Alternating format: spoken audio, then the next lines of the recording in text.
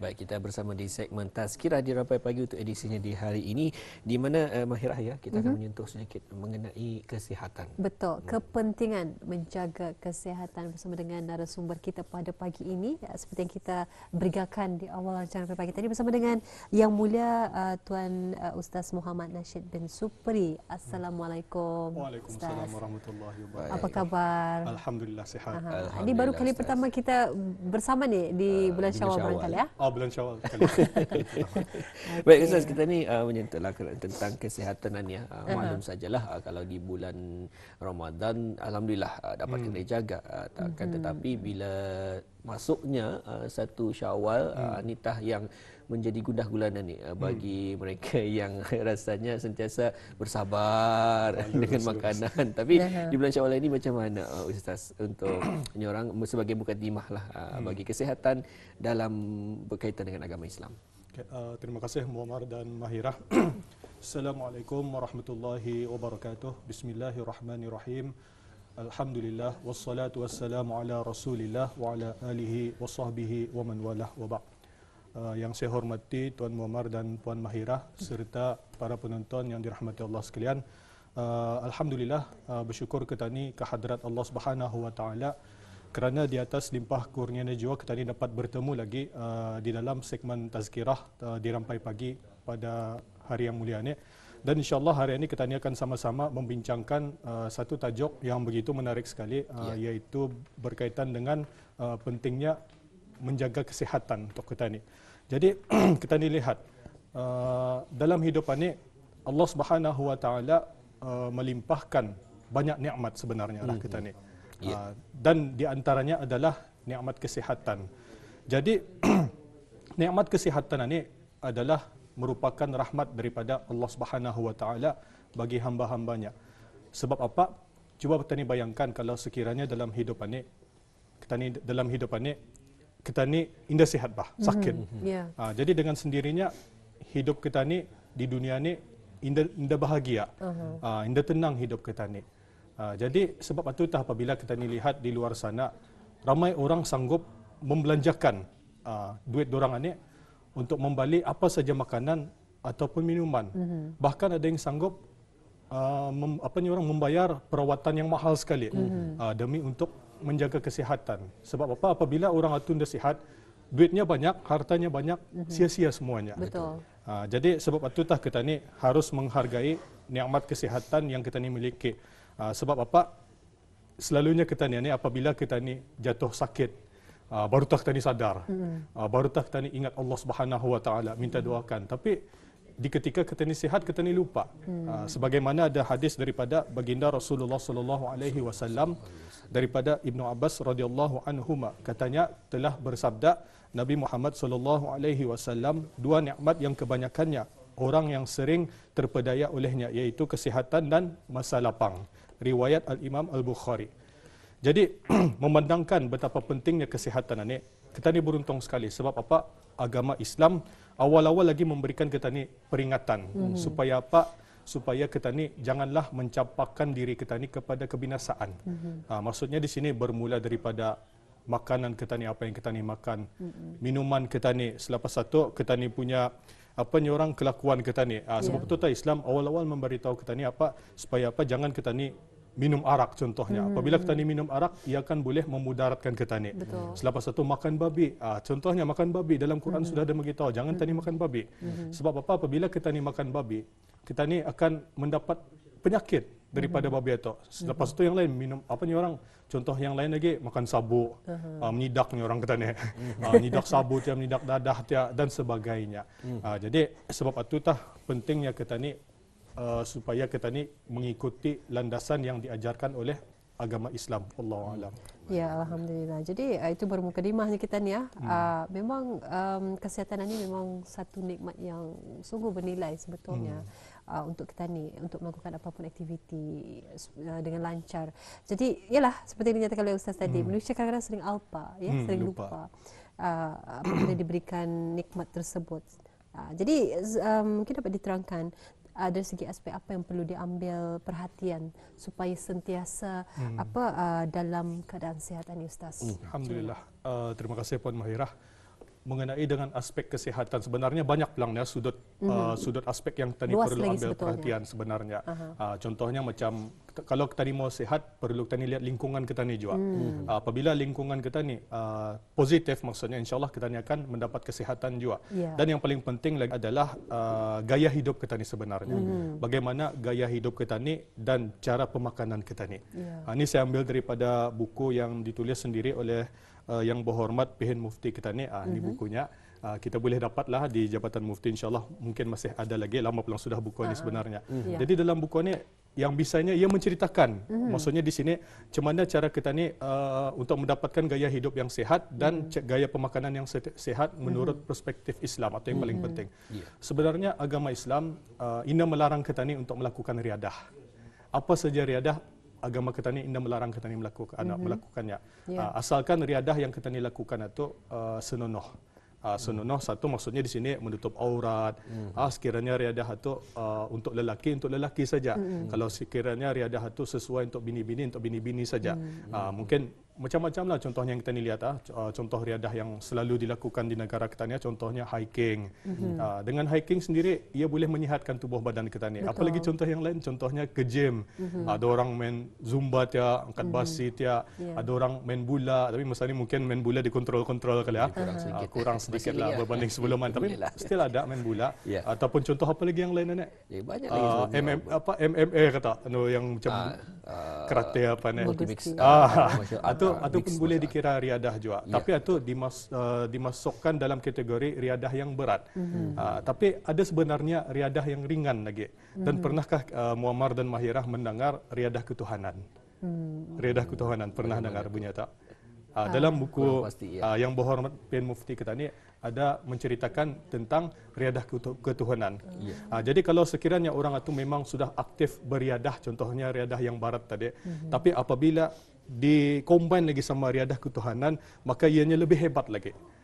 Jadi di antara riadah ketuhanan ini adalah sembahyang. Sembahyang pun kata pakar sains, katanya riadah ketuhanan ini, contohnya sembahyang pun termasuk dalam riadah yang ringan. Sebab apa? Kita ni lihat dalam sembahyang itu kita ni ada pergerakan. Jadi setiap pergerakan ini sudah dikaji oleh pakar sains. Contohnya dalam sembahyang kita ni ada rukuk. Jadi apabila orang itu rukuk dalam keadaan rukuk yang lurus, maksudnya di sini 90 darjah dia punya badannya. Jadi orang yang selalu sembahyang, maksudnya di rukuk atau letak, ia akan salah satunya orang mencegah orang itu daripada sakit tulang belakang atau daripada kajian sains tentang sembahyang. Selain daripada itu lagi, siapa yang disukakan gelar si tua. Jadi dalam kajian sains, orang yang sembahyang rukuk atau mencegah ia daripada penuaan. Macam-macam lagi. Itu baru rukuk tah, bukan saja penuaan, bukan saja mencegah ia daripada sakit tulang belakang. Bahkan rukuk itu sendiri melancarkan proses buah pinggangnya. Dan macam-macam lagi. Itu baru rukuk. Kalau kita lihat lagi, dikaji juga sujud. Kalau sujud, kita ni lihat, apabila kita ni bersujud, kepala kita ni berada di bawah. Jadi apabila kepala kita ni berada di bawah, dengan sendirinya ia akan menarik graviti. Jadi dengan sendirinya, dengan tertariknya graviti itu, kita ni punya perjalanan darah kita ni ke otak kita ni akan lancar. Jadi apabila lancar perjalanan darah ke otak kita ni, ia akan memasukkan banyak oksigen. Itu kajian pakar sains pulang ni mengenai dengan sujud. Jadi dengan sendirinya apabila banyak oksigen masuk ke dalam kita ni punya otak, akan menjadikan kita ni punya otak tu cerdas. Jadi tuan-tuan, puan-puan, kalau sekiranya contohnya kita ni mau anak kita ni yang masih sekolah lagi, kita ni sendiri pun mau cerdas juga kan. Kalau sekiranya kita ni mau anak kita ni dari damit dia pintar belajar apa, didik dia sembahyang. Sebab itu Islam menyuruh kita ni untuk mendidik anak kita ni bersembahyang sejak ia berumur 7 tahun lagi. Sebab apa? Apabila anak itu rajin bersembahyang, maka dengan sendirinya otak anak kita ni itu akan menjadi pintar, akan menjadi cerdas. Seterusnya, riadah ketuhanan yang kedua adalah berpuasa. Baru-baru ini kita ni alhamdulillah sudah menyelesaikan puasa bulan Ramadan kita ni selama sebulan penuh. Tapi tuan-tuan, puan-puan, jangan setakat tadi berpuasa itu saja. Ada juga baiknya kita disambung lagi puasa 6 di bulan Syawal. Masih ada peluang kita ni untuk mengerjakan puasa 6 di bulan Syawal. Sebab apa? Apabila kita ni mengerjakan terutama sekali puasa 6 di bulan Syawal ini, umpama kita ni berpuasa sepanjang tahun. Lihat betapa baiknya Allah Subhanahu wa taala. Jadi riadah ketuhanan yang kedua adalah berpuasa. Ini pun sudah dikaji oleh pakar sains. Puasa ni umpama satu jentera satu mission ataupun enjin. Kalau kita ni lihat mission ataupun enjin perlu berehat juga. Kalau sekiranya setahun dia berhenti, pandai kondem tu ujungnya. Jadi macam kita ni lihat mission pun ataupun jentera ataupun enjin perlu berehat juga. Sama je dalam organ kita ni. Sebab itu Allah Subhanahu Wa Taala menyarankan kita ni berpuasa supaya apa kita ni mendapat kesihatan yang optimal, maksimal. Sebab apa kalau sekiranya bayangkan 11 bulan sudah kita ni punya organ perut ni bekerja tengahnya. Baru juga pagi-pagi makan mutabak. Pukul 10 menyambung lagi makan nasi gatok. Dia pandai berhenti sampai tengah hari pukul 2, pukul 5. Dia pandai berhenti. Jadi why not kita ni rehatkan sekejap kita ni punya organ parut kita ni dengan cara berpuasa. Contohnya baru-baru ni kita ni rehatkannya dalam sebulan. Sebenarnya hakikatnya kalau kita ni rehatkan sebulan dah cukup sebenarnya. Perlu ada kita ni tambah lagi sebab itu ada diadakan puasa-puasa sunat. Contohnya hari Isnin, hari Khamis, ada puasa khusus, lepas tu ada puasa 6 lagi dan sebagainya. Selepas itu ini di antaranya ya, di antaranya salah satu yang saya ulang balik sekali, sembahyang, riadah ketuhanan dan berpuasa. Itu di antaranya. Selepas itu aspek yang kedua adalah jaga makanan kita ni. Aspek yang kedua adalah pemakanan kita ni. Tidak salah sekiranya kita ni makan banyak. Tidak salah sekiranya kita ni makan banyak. Tapi hati-hati juga. Kalau sekiranya kita ni makan banyak, ada kajian sains beritahu apa? Katanya kalau sekiranya kita ni makan banyak, sistem pencernaan kita ni akan banyak bekerja. Jadi apabila sistem pencernaan kita ni banyak bekerja, jadi perjalanan darah itu akan berubah. Maksudnya akan fokus ke sistem pencernaan saja. Ia akan mengurangkan fokusnya arah otak kita ni. Jadi sebab itutah Nabi Muhammad SAW katanya kita ni hanya makan ketika kita ni lapar, kata Nabi. Dan berhenti sebelum kita ni kenyang. Paling simple kata Nabi, cukuplah kita ni isi parut kita ni 1/3 makanan, 1/3 minuman dan 1/3 lagi untuk udara, space. Sebab itu ni pengalaman saya dulu ni. Pernah ada mengimam di satu tempat masa tu puasa. Tadi kan bercerita saja ni tarawih. Masa tu puasa selalunya lazimnya kita ni kan kalau bulan lain dah keluar dah selalunya. Tapi bulan puasa keluar tak macam-macam portion ada. Dia cukup nasi, ada lagi mie di sana. Dia cukup mie, ada lagi spaghetti, lepas tu kuihnya macam-macam, minumannya bukan sejenis, kadang-kadang dia tahu mau macam mana. Minumannya kadang-kadang 3-4 jenis. Kadang-kadang bukan kita ni membalik, disediakan. Bagaimana? Disediakan kan. Jadi kita ni pisinya ni mau rugi kan.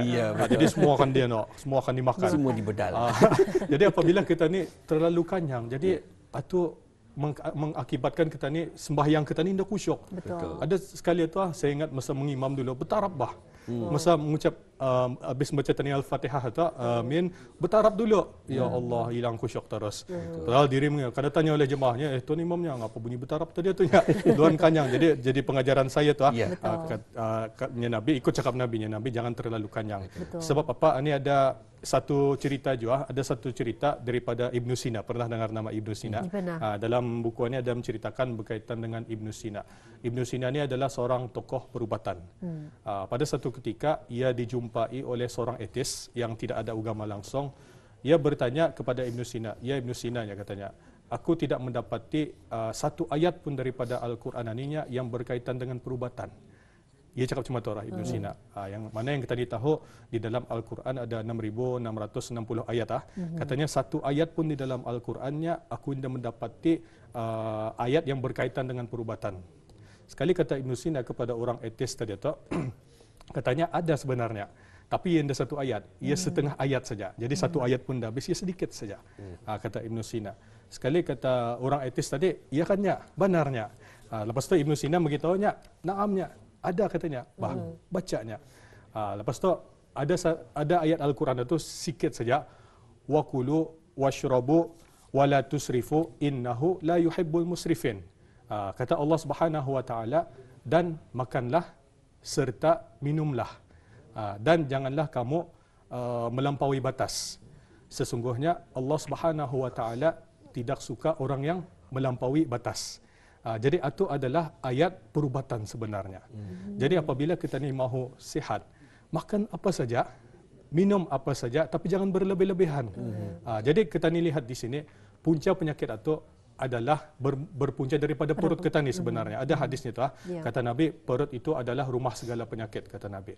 Jadi kita ni lihat, punca penyakit itu bermula daripada perut kita ni. Sebab itu kita ni lihat di antara penyakit-penyakit yang top sekali di Brunei ni, di antaranya yang bukan menjangkit penyakitnya seperti kanser, obesiti, diabetes, lepas tu sakit jantung, semua bukannya menjangkit kan tak.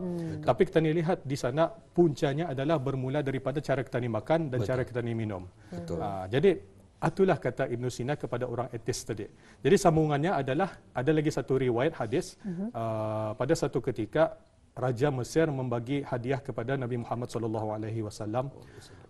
Apa yang dibagi oleh Raja Mesir itu adalah madu lebah, seorang jariah. Selepas itu dibagi lagi satu binatang baghal, binatang tunggangan, sama ada kuda, apa sajalah yang berkaki empat yang boleh dijadikan tunggangan, dan seorang doktor. Jadi empat ini Nabi Muhammad diambilnya 3. Diambilnya madu lebah tadi itu, diambilnya tunggangan tadi, diambilnya seorang jariah, tapi doktor ini dibalikannya semula. Jadi apabila doktor ini balik semula berjumpa kepada Raja Mesir tadi, Raja Mesir heran, kenapa kau datang semula kemari? Kenapa Nabi Muhammad tidak menerima kau? Lepas itu kata seorang doktor tadinya, aku berjumpa orang yang terlalu hebat sekali, yang mana semua rahsia perubatan ada arahnya. Sekali kata Raja Mesir tadi, apa cakapnya Nabi Muhammad SAW? Kata Nabi Muhammad, ia menyampaikan arah raja tadi ya. Kata Nabi Muhammad kepadakunya, kami adalah kaum yang makan hanya pada ketika kami lapar, dan kami berhenti sebelum kami kenyang. Jadi itulah kata Nabi Muhammad SAW kepada doktor yang dibalikkannya semula tadi itu. Jadi lalu doktor ini menyampaikan pesanan Nabi Muhammad SAW kepada Raja Mesir tadi. Jadi kita ni lihat di sini ya, dua aspek. Banyakkan riadah, sama ada riadah yang berat ataupun riadah yang ringan. Contohnya riadah yang ringan, sembahyang, berpuasa, dan contoh lain kita ni yang tadi lakukan di rumah, basuh-basuh pinggan, mangkok, ataupun kira riadah membersihkan rumah apa. Lepas itu yang kedua, aspek yang kedua adalah makanan kita ni. Allah Subhanahu wa taala yang melarang kita ni, ya ayyuhan nasu kulu mimma fil ardi halalan thayyiba. Wahai manusia, makanlah apa saja yang halal dan baik. Selagi ia halal, selagi ia baik, makan saja. Cuma kita ni perlu ambil perhatian kuantitinya.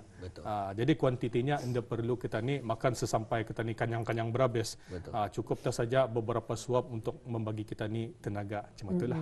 Wallahu a'lam. Sebab itu baru kita mendengarkan bersama expert. Semoga bis kita berkesempatan juga mengongsikan. Alhamdulillah juga Ustazah, di mana Ustazah ada mengongsikan bukan saja dari segi rohani ataupun yang telah tadi dapat baca menerusi Al-Quran dan juga hadis-hadis Rasulullah SAW. Namun juga bukti-bukti secara saintifik bagi yang bukan beragama Islam. Inilah antara bukti-buktinya yang telah dikaji bagi oleh orang yang bukan Islam. Dan juga Mahirah ya.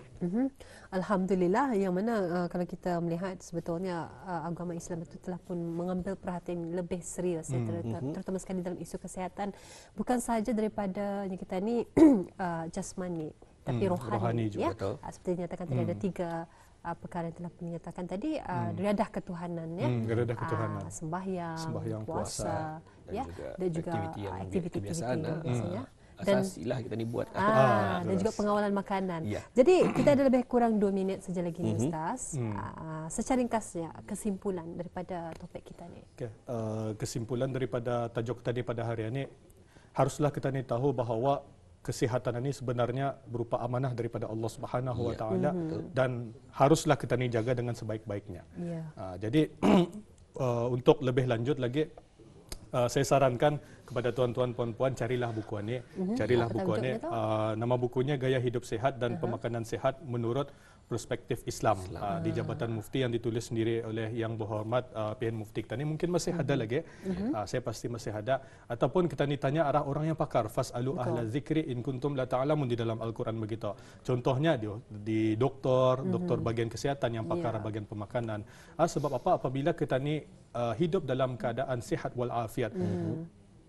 Ya, kadang-kadang ada orang bertanya, mana-mana takdir ni Allah Subhanahu wa taala membagi. Kadang-kadang sihat ke sakit tetap Allah yang membagi, tapi kita ni harus berusaha juga.